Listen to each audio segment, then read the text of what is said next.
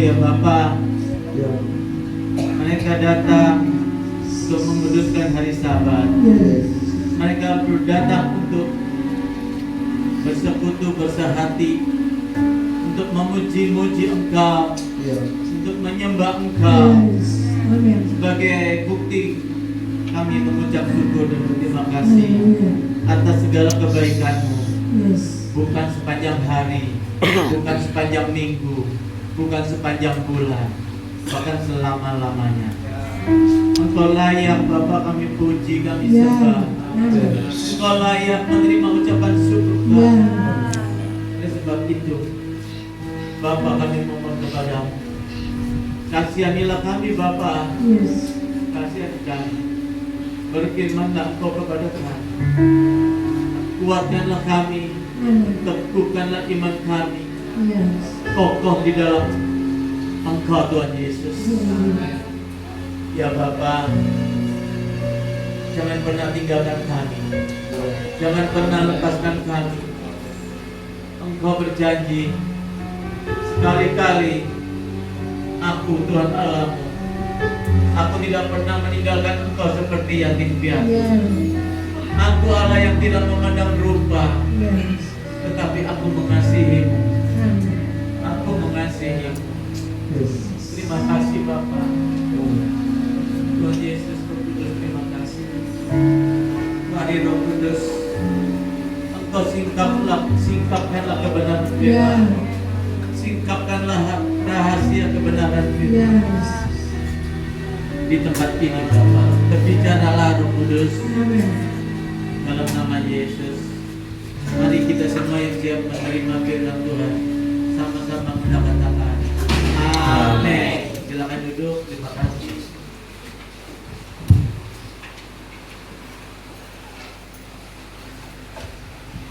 Dalam saudaraku terkasih dalam kasih Tuhan, Ya Ram.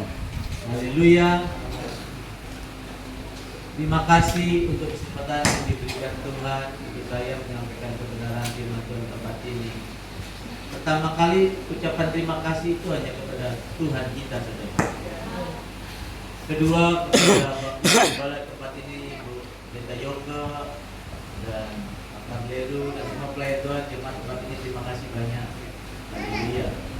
Saudara, saya mau menyampaikan suatu kebenaran firman Tuhan dengan tema yaitu tanda-tanda kerohanian yang sejati. Kita harus tahu saudara-saudara tanda-tanda kerohanian yang sejati dan tanda-tanda kerohanian yang palsu. Karena kita sekarang ini hidup di akhir zaman. Nah, saudaraku terkasih, kalau kita lihat di YouTube, mungkin di IG, mungkin di TikTok, tapi saya cuma punya YouTube saudara. Saya lihat hamba-hamba besar, pendeta-pendeta yang terkenal itu sudah mengeluarkan pernyataan-pernyataan yang sudah tidak alkitabiah lagi saudara. Ya. Sekarang yang lagi viral saudara, sudah ada yang lihat? Coba yang udah pernah lihat yang di YouTube sekarang lagi viral, siapa yang sudah lihat, sudah nonton? Belum ya? Belum ada ya? Saudara kalau lihat YouTube itu, lihat yang lagi viral-viral, khotbah-khotbah yang lagi viral. Jangan cuma yang lain-lain, apa tuh penghiburan dari dunia, jangan sia-sia, kita nggak dapat apa-apa. Kalau yang suka politik, lihat politik boleh. Jangan politik semua.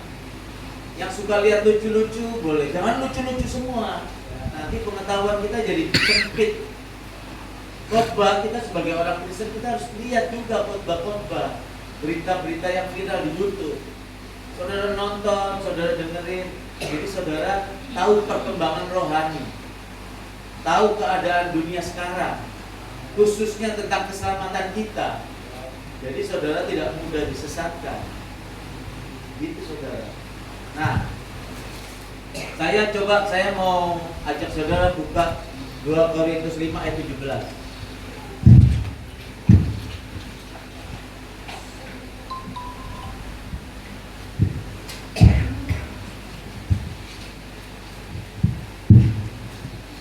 2 Korintus 5 ayat yang 17. Demikianlah firman Tuhan.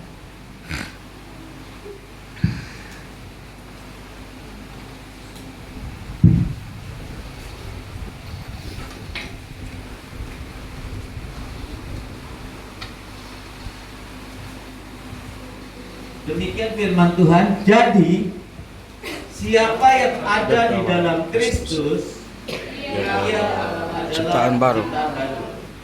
Yang lama sudah berlalu, sesungguhnya yang baru sudah datang. Kita ulang sekali lagi. Jadi siapa yang ada di dalam Kristus, ia adalah ciptaan baru. Yang lama sudah berlalu, sesungguhnya yang baru sudah datang. Amin.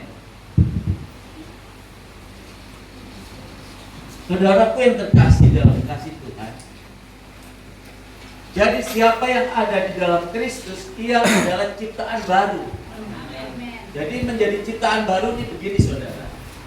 Kalau dulu saya ini suka narkoba, suka minum-minum, saya suka berjudi, saya suka main perempuan. Kalau bisnis suka berbohong. Maksudnya bukan menipu, tapi ada trik-triknya supaya, tetapi trik-trik yang kurang sehat, yang tidak ditepati gitu loh. Jadi itu nggak sehat, itu kebohongan, ya. Nah, karena saya sudah bertobat, saya sudah menjadi ciptaan baru. Jadi siapa yang ada di dalam Kristus, ia adalah ciptaan baru. Saya menjadi ciptaan baru. Dulu saya nggak suka beribadah, saya nggak pernah ke gereja, saudara.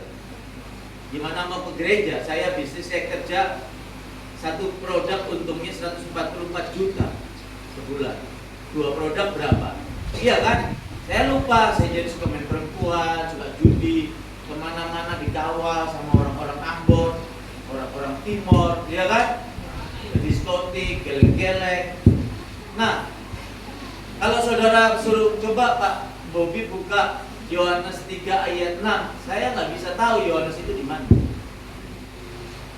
Nah, jadi siapa yang ada di dalam Kristus adalah ciptaan baru. Ketika aku bertobat, ya, ketika aku bertobat, aku suka baca Alkitab, suka baca firman Tuhan. Aku suka berdoa di kamar. Aku suka menyembah Tuhan, suka memuji-muji Tuhan. Kemana saja saya pergi, Alkitab yang saya bawa, nggak ada buku lain. Cuma Alkitab yang saya baca, saudara-saudara, untuk suplemen buku-buku rohani. Nah, jadi sifat karakter saya juga ikut berubah. Saya nggak suka berbohong lagi sama orang. Pekerjaan saya kerjakan dengan jujur, dengan cara-cara kerajaan Allah. Gak ada mic yang lain. Nah, terus saya nggak pernah maki-maki orang. Setan lu, mata lu tuh di mana? Udah nggak begitu, saudara. Walaupun mobil saya pintunya ditabrak, keluar. Saya keluar. Pak, gimana nih tanggung jawabnya? Minta maaf Pak, aku nggak punya uang, aku cuma sopir, minta maaf. Sampai nyembah-nyembah. Ya udah, nyetir hati-hati. Kamu sama orang lain suruh ganti berapa juta? Mobil Innova ya, bukan Innova yang lama yang cukup bagus ya.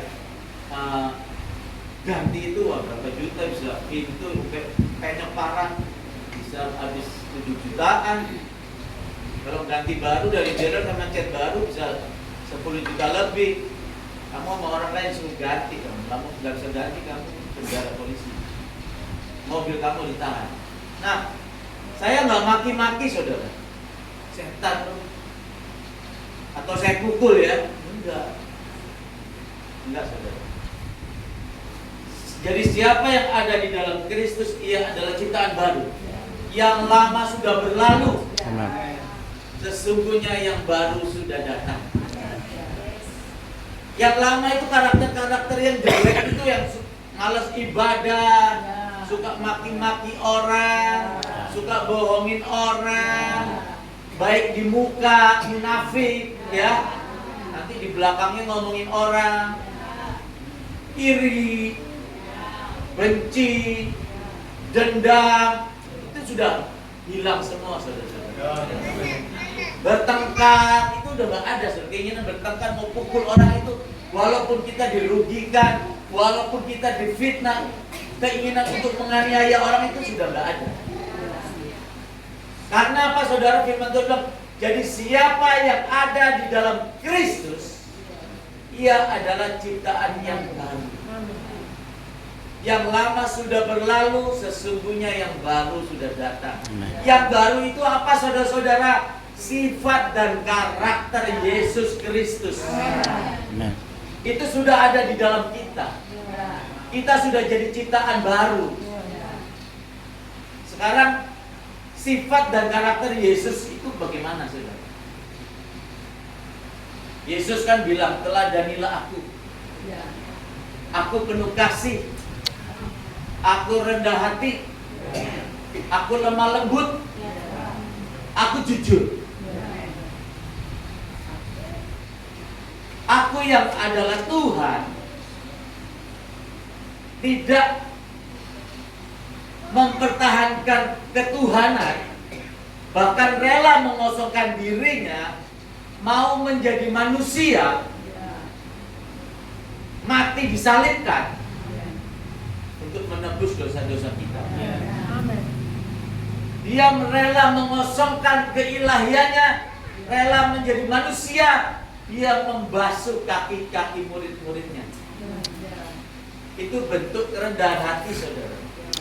Kalau dia yang adalah Tuhan, kalau bicara kaya, dia berfirman begini, saudara, bumi aku punya, binatang di udara bersayap aku punya, binatang di padang rumput aku punya. Saudara tahu harganya singa satu bisa 20 miliar. Gajah tahu harganya bermiliar-miliar. Kalau di Eropa sana orang-orang kaya, orang konglomerat, Raja Mesir, keturunannya Raja Mesir, dia pelihara singa putih. Harganya 20 miliar. Coba di hutan itu ada berapa ratus miliar? Berapa ratus singa? Kali 20 miliar. Jerapah, saudara tahu jerapah? Mahal, saudara. Simpanse, aduh mahal. Puluhan miliar satu. Ada berapa ribu simpanse di hutan. Tuhan bilang semua binatang di padang aku punya. Semua binatang di dalam air aku punya. Coba tahu sirip ikan hiu? Kalau di Jakarta ada restoran mewah, sirip ikan hiu satu porsi, saudara, 2 juta, ada yang 7 juta. Satu porsi. Ada Gubernur Jayapura waktu itu datang Jakarta, dia traktir relasi-relasinya, satu meja itu setiap 10 orang itu udah 20 juta. Berapa meja di booking, berapa ratus juta dia bayar. Salah satu menunya sirip ikan hiu. Ikan hiu ada berapa ribu di laut, saudara? Ada berapa juta ikan hiu di seluruh laut di bumi ini, saudara? Jutaan, saudara. Kata itu. Ikan paus, aduh, saudara, nggak usah ngomong ikan di laut. Ikan arwana aja puluhan juta, ratusan juta. Ikan arwana, tahu kan yang ada di Kalimantan, yang cuma 3 adanya di sungai. Lalu dia bilang, gunung dan lautan aku punya. Di dalam gunung ada apa, saudara? Emas, tambang, besi, perak, tembaga, uranium. Lebih mahal dari emas uranium. Kalau pesawat mau ke angkasa, sudah berapa ribu kilometer mendekati matahari, itu meleleh. Supaya tidak meleleh harus dilapisi dengan cairan geyser. Lebih mahal dari emas, lebih mahal dari uranium. Nah, saudara, kalau Tuhan bilang gunung aku punya, lautan aku punya, binatang di udara binatang di bumi, di padang rumput, di dalam air aku punya. Emas perak ada di tangan kiriku, umur panjang di tangan kananku. Kalau Tuhan yang punya, Bapa, Yesus, Roh Kudus itu satu, saudara, ya. Kalau dia bilang aku punya, berarti kita nggak bisa ngomong soal kekayaan lagi, nggak ada tandingannya. Makanya sangat naif sekali kalau kita manusia, kita orang kaya hidupnya sombong. Naif. Manusia, saudara, waktu hidupnya sederhana, dia baik. Begitu kaya, biasanya sifat dan karakternya berubah. Itu sudah hukumnya, saudara. Kecuali yang ini. Jadi siapa yang ada di dalam Kristus, ia adalah ciptaan baru. Yang lama sudah berlalu, sesungguhnya yang baru sudah datang. Amin. Nah, yang celaka, saudara, yang paling celaka,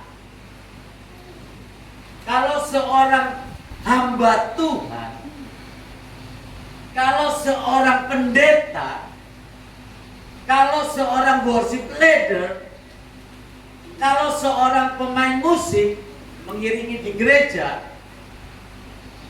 menjadi sombong. Ini yang paling celaka, saudara.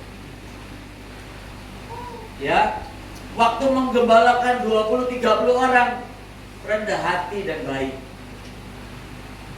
Tapi begitu pelayanannya sudah ribuan orang, ratusan ribu orang, dan ibadahnya bukan di tempat seperti ini, saudara. Ibadahnya di gedung-gedung besar yang untuk dibangun aja butuh 700 miliar. Coba, sudah jadi sombong, saudara. Kalau khotbah nih, kalau khotbah